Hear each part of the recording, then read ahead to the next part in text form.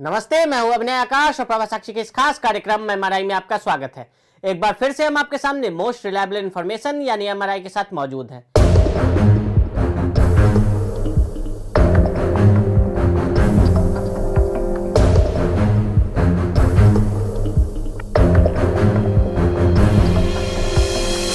सात अगस्त 2020 को दुबई से कोझिकोड आ रही एयर इंडिया एक्सप्रेस की फ़्लाइट संख्या 1344 के दुर्घटनाग्रस्त हो जाने से हर कोई दुखी है। विमान रनवे से फिसलकर खाई में गिरा, विमान के 2 टुकड़े हो गए और दोनों पायलट समेत 18 लोगों की मौत हो गई। कोझिकोड का हवाई अड्डा भौगोलिक रूप से टेबल टॉप है, मतलब हवाई पट्टी के इर्द गिर्द खाई है।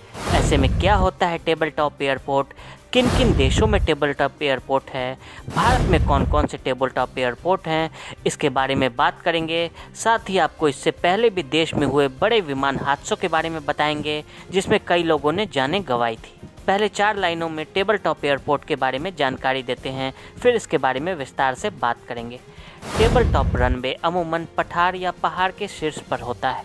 इसमें कई बार एक तरफ या कई बार दोनों तरफ गहरी ढाल होती है जिसके नीचे घाटी होती है। ऐसे रनवे दिखने में जितने सुंदर होते हैं, यहाँ लैंडिंग उतनी ही जोखिम भरी होती है। लैंडिंग और टेक ऑफ दोनों के दौरान खास सावधानी बरतने की ज़रूरत होती है। क्या होता है table top airport? Table top runway आमतौर पर एक पहाड़ी की चोटी को काटकर बनाए जाते हैं और अक्सर रनवे की देखरेख के लिए किसी भी मार्जिन की कमी के कारण लैंडिंग के लिए मुश्किल माना जाता है। पहाड़ी पर होने की वजह से इन एयरपोर्ट्स पर रनवे एंड सेफ्टी एरिया भी कम होता है। ये एरिया बताता है कि रनवे के बाद विमान को सही सलामत रखने के लिए कितनी दूरी है। ऐसे एयरपोर्ट्स पर रनवे की लंबाई के अलावा उनकी चौड़ाई भी कम ही हुआ करती है। ऐसे एयरपोर्ट्स पर रनवे की लंबाई के अलावा उनकी चौड़ाई कम होती है। पायलटों के अनुसार टेबल टॉप रनवे पर उतरने में त्रुटियों के लिए बहुत कम जगह के साथ सटीक दृष्टिकोण की आवश्यकता होती है। कहाँ पर है टेबल टॉप एयरपोर्ट? पूरी दुनिया में इस तरह के एयरपोर्ट केवल 4 देशों में ही हैं। इनमें अमेरिका, नेपाल, नीदरलैंड और भारत जैसे देश शामिल हैं। नेपाल का तालचा एयरपोर्ट, तेंजिंग एयरपोर्ट, त्रिभुवन इंटरनेशनल एयरपोर्ट, तुमलिंगस्तान एयरपोर्ट भी टेबल टॉप एयरपोर्ट है। नीदरलैंड में कैरेबियाना द्वीप पर बना जुआनचो एयरपोर्ट भी एक टेबल टॉप एयरपोर्ट है। इसके अलावा अमेरिका में कैलिफोर्निया का कैटलीना एयरपोर्ट, एरिजोना का सेडोना एयरपोर्ट, पश्चिमी वर्जीनिया का ईगर एयरपोर्ट भी इसी तरह के टेबल टॉप एयरपोर्ट है। द हिंदू की रिपोर्ट के अनुसार भारत में केरल का Calicut international airport, Mangalore international airport, Mizoram का लेंगपुई एयरपोर्ट और सिक्किम का पाकयोंग एयरपोर्ट शामिल हैं। वहीं हिमाचल प्रदेश के शिमला और कुल्लू एयरपोर्ट को भी टेबल टॉप एयरपोर्ट की श्रेणी में गिना जाता है। टचडाउन में क्यों होती है मुश्किल? टेबल टॉप एयरपोर्ट पर विमानों को उतारने के लिए मुश्किल कहीं ज़्यादा होती है। यहाँ का रनवे छोटा होना ही एक बड़ी समस्या नहीं होती, बल्कि इस तरह के एयरपोर्ट पर अक्सर मौसम में होने वाला बदलाव कई बार परेशानी का सबब बनता है। इसके अलावा तेज हवा भी पायलट के लिए बड़ी चुनौती बनती है। इतना ही नहीं, मानसून के मौसम में तो ये एयरपोर्ट जानलेवा अधिक हो जाते हैं। रनवे गीला होने की वजह से यहाँ पर विमान के फिसलने का डर ज़्यादा होता है। यहाँ पर पायलटों को साफ तौर पर निर्देश दिए जाते हैं कि यदि वे तय दूरी में टच डाउन करने में नाकामयाब होते हैं तो विमान को दोबारा हवा में ले जाएं और फिर कोशिश करें। ऐसा न करने पर विमान के दुर्घटनाग्रस्त होने के आसार बढ़ जाते हैं।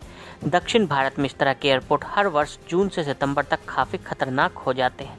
2011 की रिपोर्ट में रनवे को बताया गया था खतरनाक। एयरपोर्ट के अधिकारियों ने इस बात की अनदेखी की और एयर इंडिया विमान हादसा हो गया। रनवे 10 को लेकर इस बात की चेतावनी नागरिक उड्डयन मंत्रालय द्वारा गठित एक सुरक्षा सलाहकार समिति के सदस्य कैप्टन मोहन रंगनाथन ने 9 साल पहले ही इस बात की चेतावनी दी थी, लेकिन एयरपोर्ट अधिकारियों ने इसकी अनदेखी की और एयर इंडिया का विमान हादसा हो गया। वर्षों पूर्व नागरिक उड्डयन मंत्रालय द्वारा गठित एक सुरक्षा सलाहकार समिति के सदस्य कैप्टन मोहन रंगनाथन का कहना है कि बारिश होने के बाद स्थिति टेबल टॉप एयरपोर्ट पर हवाई लैंडिंग की अनुमति नहीं है। उन्होंने कहा कि जून 17, 2011 को उन्होंने अपनी रिपोर्ट में DGCA, civil aviation safety adviser committee और सिविल एविएशन सचिव को एक लेटर में इस बात की जानकारी दी थी। अपने लेटर में उन्होंने बताया था कि कोझिकोड एयरपोर्ट के रनवे 10 को सुरक्षित एरिया के अभाव में उपयोग में लाने की अनुमति नहीं है। साथ ही हवाई सेवा के लिए रनवे के अंत में 240 मीटर सुरक्षित एरिया विकसित करने और रनवे की लंबाई कम करने का सुझाव दिया था। उन्होंने अपने लेटर में बताया था कि विमान रनवे पर नहीं रुकने की स्थिति में सुरक्षित एरिया का प्रावधान होता है ताकि विमानों की लैंडिंग सेफ हो सके। एयरपोर्ट प्रशासन पर आरोप। कुछ प्रतिनिधियों का आरोप है कि विमान हादसे के लिए कुछ हद तक एयरपोर्ट प्रशासन जिम्मेदार है। कोझिकोड से सांसद के मुरलीधरन का कहना है कि एयरपोर्ट प्रशासन, जिसमें एयरपोर्ट के निर्देशक भी शामिल हैं, ने एयरपोर्ट के हालात सुधारने पर ध्यान नहीं दिया। मुरलीधरन का आरोप है कि एयरपोर्ट प्रशासन स्थानीय सांसदों के साथ भी सहयोग नहीं कर रहे हैं। मुरलीधरन भारतीय संसद की सिविल एविएशन कंसल्टेटिव समिति के सदस्य भी हैं। वो कहते हैं कि जब मैंने व्यक्तिगत तौर पर निदेशक से मुलाकात की थी, तब भी वे एयरपोर्ट से जुड़ी समस्याओं पर बात करने के लिए तैयार नहीं थे। आज से ठीक 10 साल पहले मंगलुरु में एयर इंडिया एक्सप्रेस के ही एक विमान के साथ एक बड़ा हादसा हुआ था। 22 मई 2010 को एयर इंडिया की दुबई से मंगलोर आ रही फ्लाइट संख्या 812 लैंडिंग के वक्त रनवे को पार करते हुए पहाड़ी में जा गिरी थी। उस हादसे में 158 लोगों की मौत हो गई थी। उस विमान में 160 यात्री और 6 चालक दल के सदस्य थे। सभी चालक दल सदस्य और 152 यात्रियों की हादसे में जान चली गई और सिर्फ 8 यात्री ही बच सके थे। भारत को एशिया में अन्य देशों की तुलना में होने वाले विमान हादसों के मुकाबले में अधिक सुरक्षित माना जाता है। फिर भी कई बार दुर्घटनाएं तो हो ही जाती है। अब आपको भारत के इतिहास में दर्ज कुछ प्रमुख विमान दुर्घटनाओं के बारे में बताते हैं। 1 जनवरी 1978 नए साल का पहला दिन, मुंबई से एक दुख भरी खबर सामने आई। मुंबई एयरपोर्ट से उड़ान भरने के तुरंत बाद एयर इंडिया का बोइंग 747 धमाके के साथ समुद्र में जा गिरा था। इस हादसे में प्लेन में सवार सभी 213 लोगों की मौत हो गई थी। 14 फरवरी 1990।